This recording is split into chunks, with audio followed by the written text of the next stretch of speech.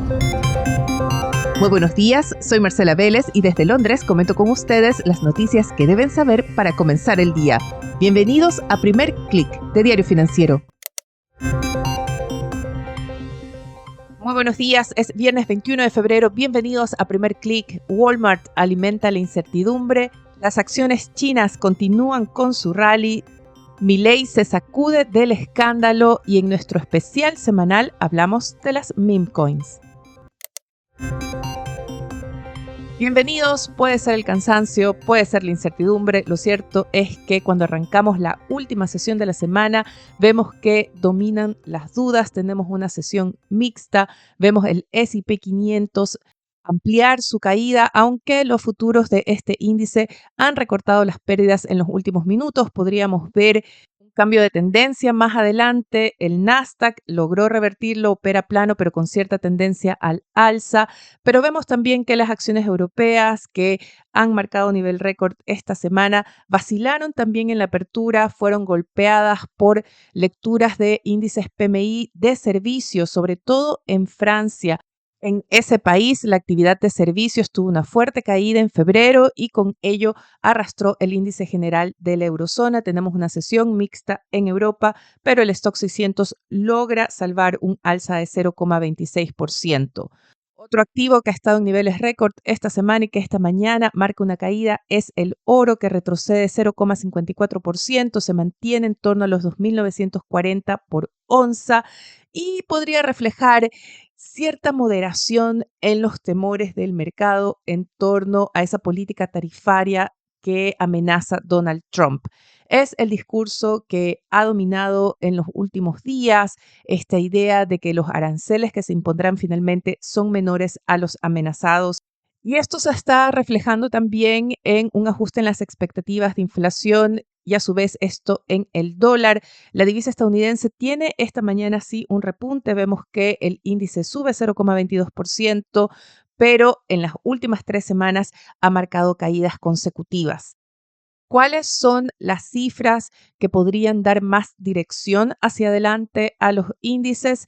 Hoy tendremos algunos reportes importantes. Usualmente no tienen tanta atención, pero podrían ser claves en el contexto actual. Estoy hablando de los índices PMI de manufacturas y servicios de Estados Unidos. Es la primera estimación para febrero. Se trataría de la primera señal de la actividad económica en Estados Unidos ya con un mes entero de la administración de Donald Trump en ejercicio.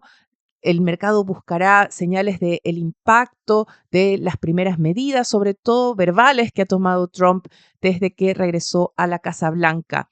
También se buscarán señales sobre cómo está impactando a los consumidores estadounidenses. La Universidad de Michigan va a publicar su índice de confianza de los consumidores, mide cuál es la apreciación que hacen los estadounidenses del momento actual, de la coyuntura económica, pero también se incluye la medición de expectativas de inflación y este es un tema muy sensible para la Reserva Federal, sobre todo evaluando qué tanto impacto está teniendo ese repunte inflacionario que se ha notado desde octubre pasado. Las expectativas de inflación también son importantes políticamente. Recuerden, Donald Trump ganó las elecciones en gran parte por su promesa de bajar los precios desde el inicio de su gestión, así que va a ser muy interesante cómo están leyendo los estadounidenses la gestión de Donald Trump en esta área y si ajustan al alza o a la baja sus expectativas.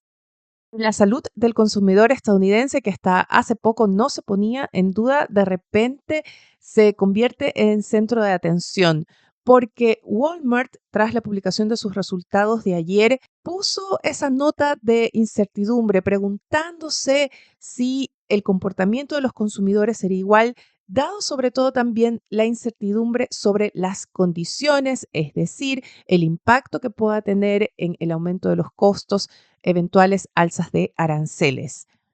Las acciones de Walmart cayeron más de 6% porque el retailer, ante esta incertidumbre, decidió mantener una mirada más conservadora para sus proyecciones de negocio, pero con ello también abrió la puerta a preguntarse cuánto más puede aguantar el consumidor estadounidense y si acaso vamos a entrar a un periodo ya de desaceleración.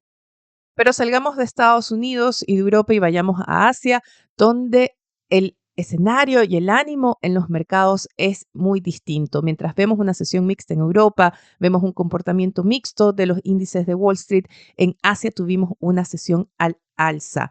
Vimos un avance del Nikkei, donde el índice PMI de servicios arrojó una lectura mayor a la prevista para febrero, y también hemos visto un alza de la inflación en Japón. La medición, la tasa anual en enero llegó a 4%, su mayor nivel en 2 años. Esto ha impulsado las expectativas de al menos dos alzas de tasas de interés de parte del Banco de Japón, y ello ha llevado a que el yen esta mañana avance a su mayor nivel frente al dólar desde diciembre. En la sesión en Japón destaca Nissan. Las acciones de la automotriz suben casi 10% tras publicarse reportes que afirman que se buscaría una inversión de Tesla en respuesta al fracaso de las negociaciones con Honda para una eventual fusión. Pero ese avance de 10% de Nissan queda pequeño comparado al 14% que sube esta mañana la acción de Alibaba. La empresa, fundada por Jack Ma, reportó resultados trimestrales por encima de lo esperado, un salto en sus utilidades, pero sobre todo prometió que va a invertir agresivamente en inteligencia artificial en los próximos 3 años. Ese anuncio entusiasma al mercado y aumenta el optimismo que se ha generado ya en las últimas semanas por las acciones tecnológicas chinas desde el lanzamiento del modelo de inteligencia artificial DeepSeek. Vemos que este avance de Alibaba llevó al Hang Seng a una sesión con un alza de 4%. El índice de Hong Kong ya acumula un avance de 17% en lo que va del año, lo que se compara con apenas 4% de avance acumulado del S&P 500. Tenemos eventos importantes en la agenda, no solo para hoy, sino todo el fin de semana. Además de los índices que se publican en Estados Unidos, hoy tendremos también cifras económicas de México, incluyendo el PIB del cuarto trimestre. Además, este es un fin de semana electoral en Alemania. El domingo los alemanes van a las urnas. Los demócratas cristianos, liderados por Friedrich Merz, llegan como favoritos para ganar la elección. Tienen un 30% en las encuestas. Sin embargo, dado el sistema parlamentario y dado que solo tendrían el 30%, se verían obligados a formar una coalición. Este va a ser el evento que va a concentrar la atención del mercado en la apertura hacia el lunes. Qué tan difícil se ve o no que se forme rápidamente una coalición de gobierno en Alemania, primero con suficiente poder para realizar las reformas que se necesitan, por ejemplo, aumentar el gasto en defensa, pero también porque Europa está en una coyuntura en que requiere de un liderazgo fuerte para hacer frente a ese cambio en la postura diplomática de Estados Unidos, ese alineamiento que hemos visto entre Donald Trump y Vladimir Putin, también de cara a las negociaciones por eventuales alzas de tarifas de parte de la administración de Donald Trump. Y ya que hablamos del presidente estadounidense, él va a ser otro protagonista este fin de semana porque tiene agendada su participación en la conferencia del Grupo de Política de Acción Conservadora. Esta es una conferencia que comenzó el miércoles. Ya ayer tuvimos al vicepresidente estadounidense, J.D. Vance, también vimos a Elon Musk participar de esta conferencia con sus discursos, Elon Musk defendiendo su gestión en su oficina de gestión gubernamental. Vimos también muy importante en esta conferencia a Javier Milei, el presidente argentino, se saludó con Musk, le regaló una motosierra en referencia a la inspiración para que realice esos recortes fiscales, pero sobre todo Milei está en una gira en Estados Unidos con la cual, como se señala hoy en DFSUD, busca salirse, liberarse del escándalo que lo ha envuelto por el colapso de la criptomoneda Libra. Parece que la estrategia le está funcionando porque los titulares, por ejemplo, hoy se concentran en los avances de la negociación con el Fondo Monetario Internacional. Milei se reunió con la directora del fondo. También se concentran en esas pequeñas victorias, bueno, no tan pequeñas, importantes victorias que tuvo ayer en el Congreso. El Senado aprobó la ley para que se eliminen este año las elecciones primarias, importante para el partido de Milei. Y segundo, no hubo los suficientes votos para crear una comisión investigadora sobre su rol en el colapso de la criptomoneda o la meme coin Libra. Y aquí quiero dar el paso a nuestro especial de esta semana. Conversé con Tomás Villanueva, él es CEO de la billetera digital, la billetera de criptomonedas Esquipo, con operaciones en la región, y hablamos de las meme coins o monedas meme, que puede que hayan surgido como una anécdota, pero algunas se han establecido con importantes capitalizaciones de mercado. Dogecoin, la más grande, tiene una capitalización de 37.500 millones de dólares. Vemos también la siguiente, tiene 9.000 millones de dólares. La meme coin de Donald Trump alcanza una capitalización de mercado de 3.900 millones de dólares. Y para que se hagan una idea, en su momento, horas después de su lanzamiento y horas después de ese tweet o ese mensaje de Javier Milei en la red social X, Libra alcanzó una capitalización de mercado de 4.500 millones de dólares, es decir, la tercera en este sector, porque todavía no sé si llamarle industria. De esto conversé con Tomás, quien también aborda el impacto que este tipo de escándalos como el de Libra tienen para la industria en su conjunto, y a pesar de eso tiene buenas perspectivas para las cripto, sobre todo en la región. Creo que el caso de Javier Milei nos trae la coyuntura perfecta para hablar de las meme coins, algo que apareció como una broma, pero que parece haberse consolidado como un activo real de inversión para algunos al menos. No sé cómo lo ves tú que estás dentro de la industria. Efectivamente, las meme coin últimamente han tenido mucha prensa, sobre todo con el caso de Trump, ahora también con el caso de Milei.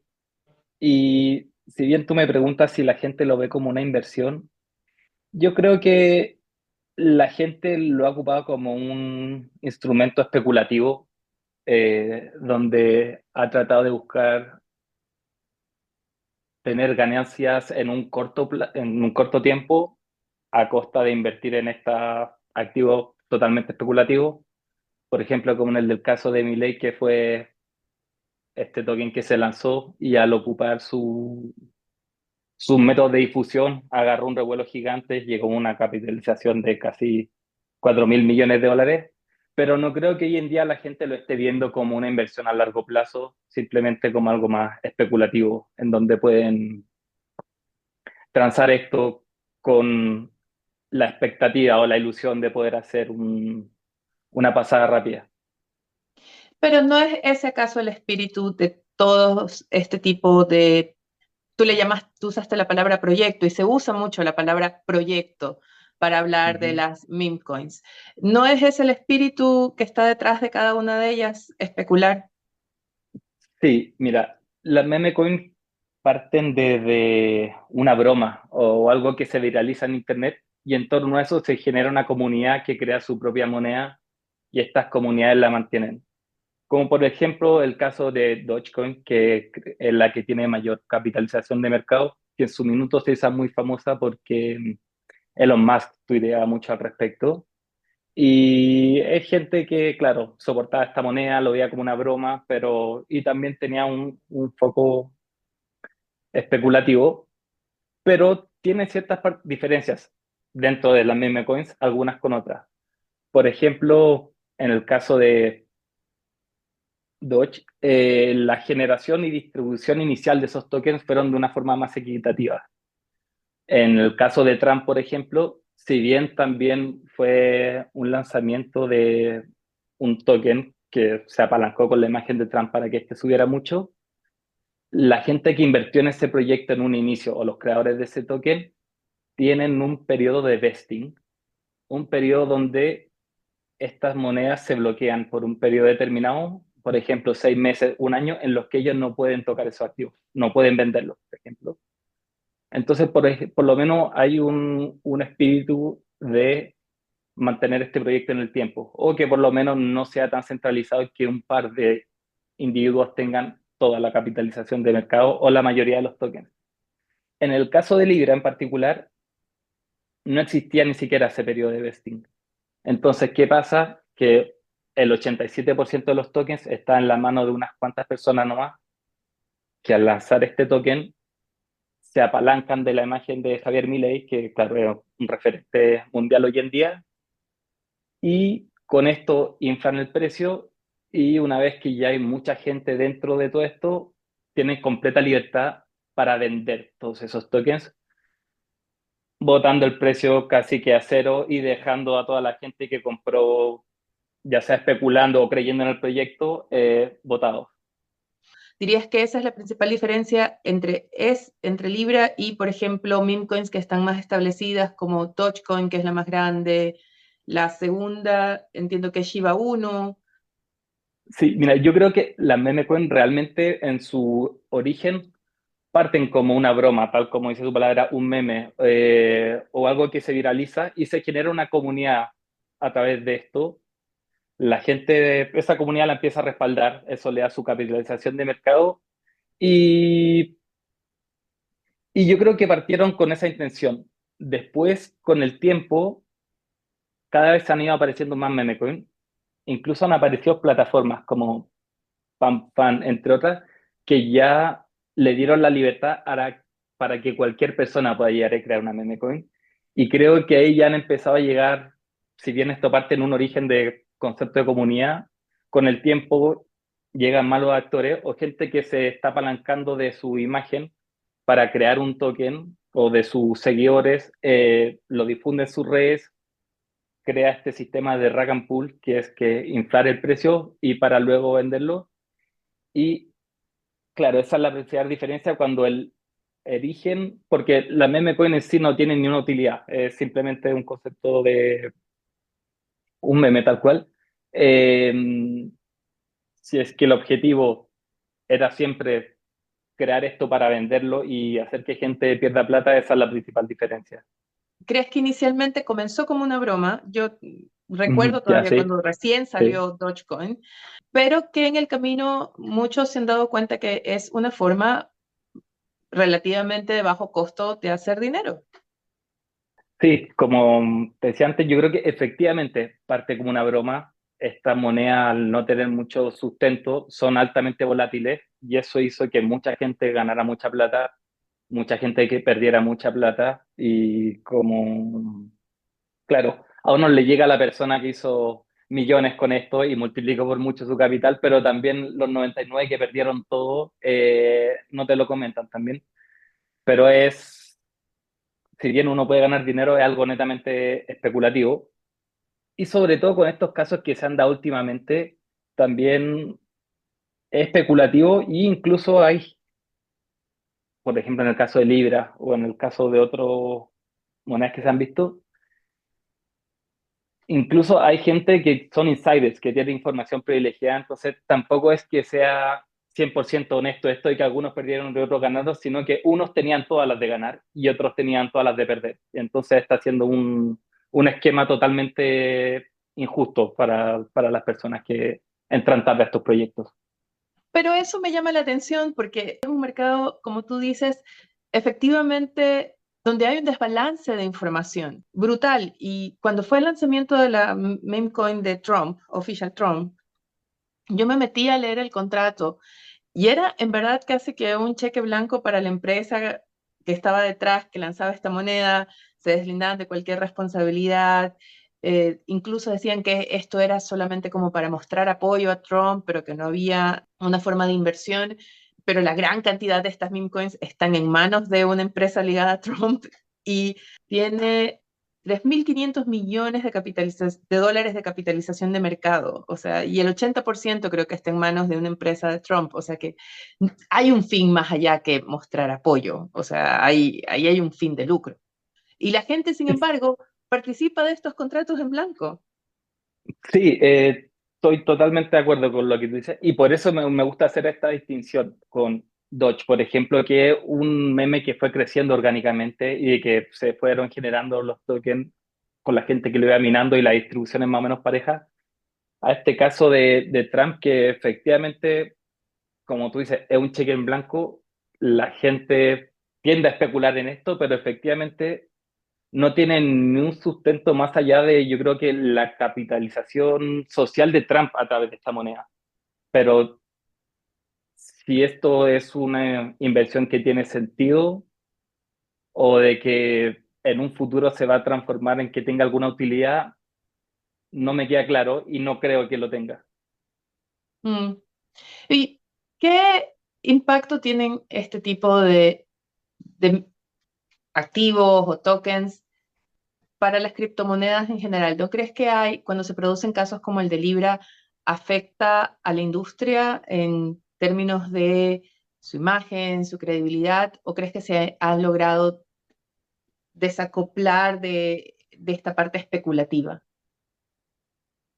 Sí, yo creo que esto sí o sí genera un daño a la imagen de la industria, sobre todo porque las criptomonedas todavía son algo muy técnico, que la gente no las entiende muy bien, entonces tiende a meterlas todas en un mismo saco. Y los titulares que se lee, Libra, la estafa que promociona Milei, cosas por el estilo. Y entonces, claro, la gente ve esto, sobre todo los que menos saben, y dicen, las criptomonedas son una estafa, obviamente, y eso le hace un daño a la industria completa, siendo que hay muchos proyectos muy serios y hay mucho valor en la tecnología. Se habla del criptoescándalo. Claro, entonces esto para mí es como, no sé, a ti una empresa por internet te estafó. Y eso significa que tú englobes como que las empresas que funcionan a través de Internet son una estafa o algo por el estilo. No sé si el ejemplo más correcto, pero se mete todo dentro de un mismo saco, siendo que no es así. Y como toda nueva tecnología sirve para cosas buenas, y hay gente que también le busca el uso para cosas malas. En este caso, claro, gente ocupó el lanzamiento de una criptomoneda para hacer un rug pull que es simplemente una estafa. Pero, ¿cómo diferenciar? Y me pongo en el lugar de un usuario, no de un partícipe de la industria. Yo me acerco a, por ejemplo, a la plataforma de ustedes o a cualquier otra plataforma donde se negocien criptomonedas. ¿Cómo reconozco cuáles son proyectos serios y cuáles tienen un fin solo especulativo? ¿En qué me fijo? Sí.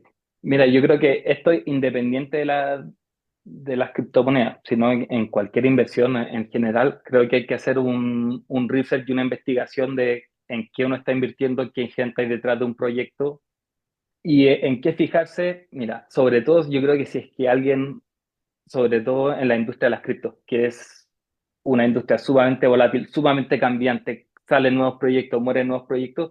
Si es que tú eres alguien que realmente no está muy familiarizado con la industria, yo recomiendo quedarse en Bitcoin, quizás que es la moneda más antigua de mayor capitalización que ha tenido a lo largo del tiempo, ha persistido en Ethereum, y quizás si ya te quieres empezar a especular o empezar ya a meterte en proyectos que son menos conocidos, dedicar un porcentaje muy pequeño de tu capital a eso, porque pasan casos como lo que vimos con Libra, pasan incluso empresas que también de repente tienen muchas más validaciones que el caso de Libra, que no tenía ninguna, y igual termina siendo que los founders se escapan con el dinero o cosas por el estilo. Entonces, yo creo que lo principal es quedarse en las cosas que ya han estado validadas por el tiempo, tecnología que se ocupa, que está validada, y hacer una buena investigación. ¿Hace alguna diferencia la plataforma, o sea, la blockchain en la que está anidado este proyecto? ¿Hay blockchains que te den ya de por sí como una mayor garantía o no tiene absolutamente nada que ver? Es una buena pregunta.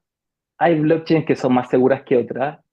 Lo que ha pasado mucho, por ejemplo, es que Solana ha sido la blockchain en donde más ha surgido toda esta manía de las meme coins, pero es netamente por un tema de costo transaccional.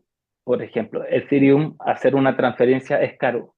Entonces, lanzar una criptomoneda, una meme coin en Ethereum, significa que estás limitando a muchas personas de poder invertir en esa moneda porque el costo de entrada es mucho más grande. A diferencia del ejemplo de Solana, que hacer una transacción cuesta fracciones de centavos y es mucho más accesible para mayores personas. No necesariamente porque un proyecto esté en una red en particular va a ser menos seguro, pero sí hay redes como por ejemplo Solana que al ser más barata dan el pie para que estos proyectos surjan ahí con mayor probabilidad. Solana ha sido la base donde se han generado toda esta manía de meme coins en en los últimos meses. Pero no tanto en Latinoamérica, ¿sí? Este fenómeno de la meme coins, claro, hay algunas que están asociadas a ciertas personas, entonces, claro, se podría decir que quizás no tantas personas o influencers o gente famosa ha lanzado su meme coin en Latinoamérica, pero las cripto en sí tienen una naturaleza global, entonces no necesariamente porque no se haya lanzado en Latinoamérica significa que no haya participado gente en Latinoamérica.